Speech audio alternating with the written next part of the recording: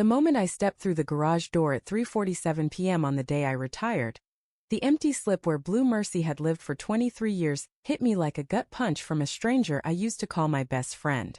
The concrete still held the ghost of her hull, a darker rectangle of oil-stained memory, and the tie-down straps lay coiled on the floor like shed snakeskin. My knees buckled. I had to grab the workbench to keep from folding right there among the half-empty cans of varnish and the smell of old teak. 35 years on the force, 2 bullets in the vest, 1 in the thigh, and the worst wound came from the woman who swore she'd never hurt me. I knew before I dialed the marina. I knew the way you know the phone's about to ring with bad news. "Yeah, Captain Tom," old Pete said, voice cracking with pity. "Your missus came by at noon, cash in hand, title signed over to some guy in a linen suit. Said it was a retirement surprise." A surprise. 30 grand gone in 4 hours.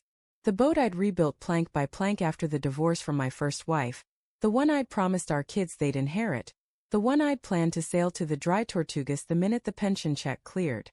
Gone. I drove home on autopilot, the city blurring past like a movie I'd already seen the ending of.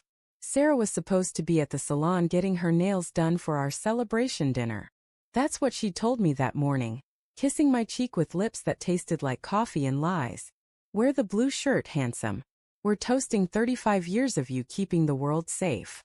I'd grinned like an idiot, believing her the way I used to believe the sun would rise. The house was too quiet.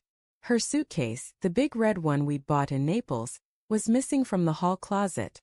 A single post-it fluttered on the fridge. "Gone for the weekend with the girls, spa retreat, my treat to myself. Love you. Back Sunday. Don't wait up." The handwriting was hers, but the loops were too perfect, like she'd practiced calm. My chest caved in. I tore through her dresser, her nightstand, the tampon box where she had birthday cash. Nothing. Then I opened the joint account on my phone and watched the balance drop from $42,000 to $912 in a single swipe. The memo line read, "Serenity Shores Resort Deluxe Couples Package." Couples. I don't remember dialing the resort. I just remember the concierge's syrupy voice confirming, "Mrs. Sarah Brennan and guest had checked in 40 minutes ago." Guest. Not girls. Not spa retreat. Guest. The word ricocheted inside my skull until I tasted metal. I drove to the marina again, not sure why, maybe to sit in the empty slip and let the salt air burn the truth out of me. Pete met me at the gate, eyes red. "Tom, I tried to stall her. She said you'd signed the power of attorney last month for the house refinance." "I didn't know. I never signed anything," I croaked. My voice sounded like it belonged to someone drowning. He handed me a crumpled receipt. At the bottom, my forged signature looped in Sarah's practiced hand. She'd watched me sign mortgage papers 100 times. She knew every curl of my T, every slash of my J. The betrayal wasn't just the boat. It was the intimacy of the theft. How she'd studied me, catalogued me, then used it to gut me on the day I hung up my badge. I sat on the dock until the stars came out, legs dangling over black water that used to rock Blue Mercy to sleep. I kept replaying our life in clips. Sarah laughing on the bow in a red bikini the first summer we dated, her hair whipping like a pirate flag. Sarah crying in the hospital when the surgeon said the bullet missed my femoral by a centimeter. Sarah whispering "I do" under the oak at the county courthouse because we couldn't afford a church. Where had that woman gone? Or had she always been acting, and I'd just been too busy being the hero to notice the script?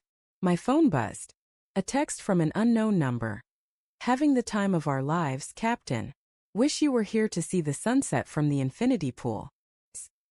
Attached was a photo. Sarah in a white robe, arms around a man half my age, both of them glowing with the kind of happiness that costs 30 grand and a stolen boat to buy. His hand rested on the small of her back like it belonged there. I zoomed in until the pixels blurred. The kid couldn't have been more than 32, tan, smug, the kind of smile you see on cologne ads. I wanted to hate him, but the truth was colder. I hated that he got the version of Sarah who still believed in sunsets.